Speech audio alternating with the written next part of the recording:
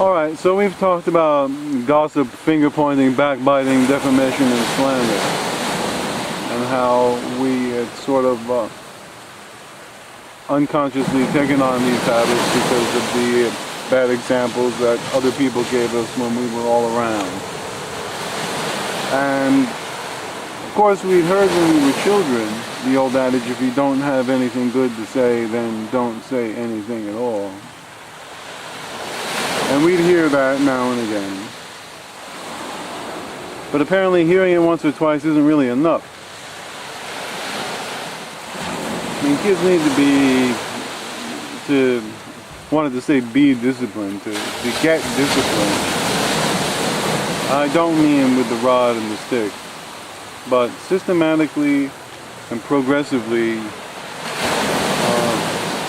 children, and now grown-up children, need to begin to get control of their minds, basically. Get control of what they say and get control of what they do.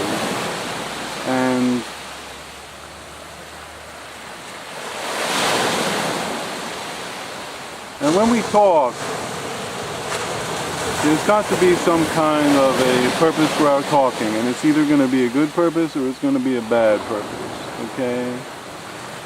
And that whole thing with gossiping and, putting people down and stuff like that, you don't have to have like a doctoral degree in Freudian psychoanalysis to understand that that is a revelation of the deep insecurity, okay? That we may go and talk about somebody and putting them down to make ourselves look good because we have not accepted the fact that we are imperfect ourselves, okay?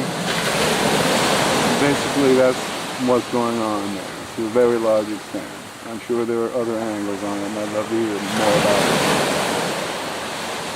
it. But this backbiting, backstabbing, finger-pointing, defamation, scandal, and slander, the scandal, gossip, and slander, is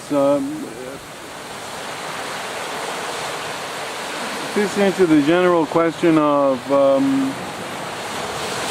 appropriate speech, you see. You look around and we've got most people, are probably engaged in a lot of promiscuous talking about anything and everything that just pops into the mind. And this is very destructive and counterproductive, okay?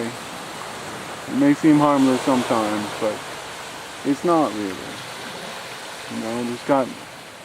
Before we talk, if we're really certain that there's a good reason for what we're saying, and hopefully,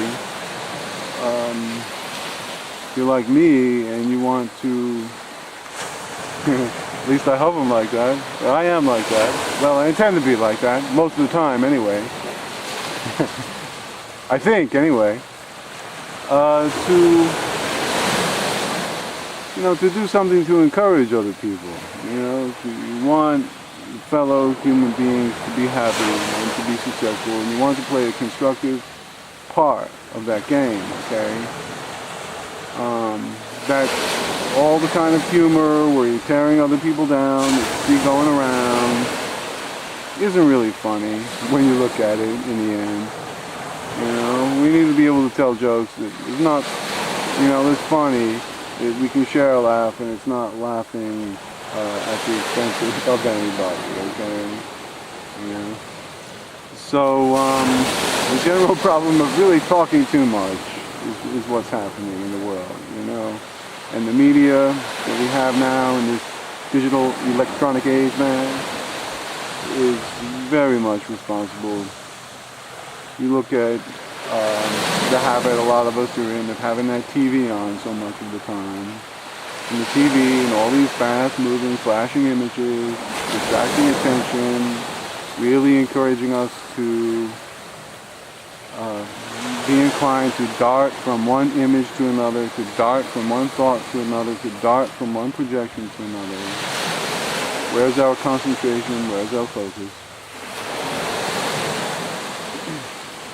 It's instructive to watch couples, you know. You may see a couple where one partner really talks too much, and you see the other partner doesn't really talk enough, okay? They don't talk enough. And generally when I see that happening, it's usually the man who doesn't talk enough and the woman who talks too much, and I'm sure there are examples of the vice versa. And then you'll see couples where both of them really talk too damn much, okay? And that's a funny thing to see because they're just talking and yapping away and they're not on the same wavelength, and it's one ear going it's words going in one ear and going out the other. You know, and I'm sure that 10 minutes later they say, well, I told you 10 minutes ago that you didn't tell me that. Yes, you did. You didn't hear it. You were wrapped up in your own mind. Okay? So,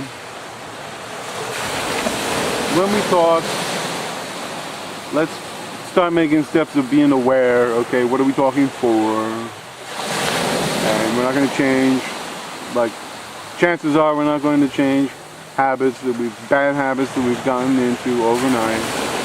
And what's the point of making the effort to change a bad habit? Because it ain't so easy. Bad habits are hard to change. But once we develop good habits, they're hard to change too. Okay, so it's worth the effort. It's always worth the effort to progress.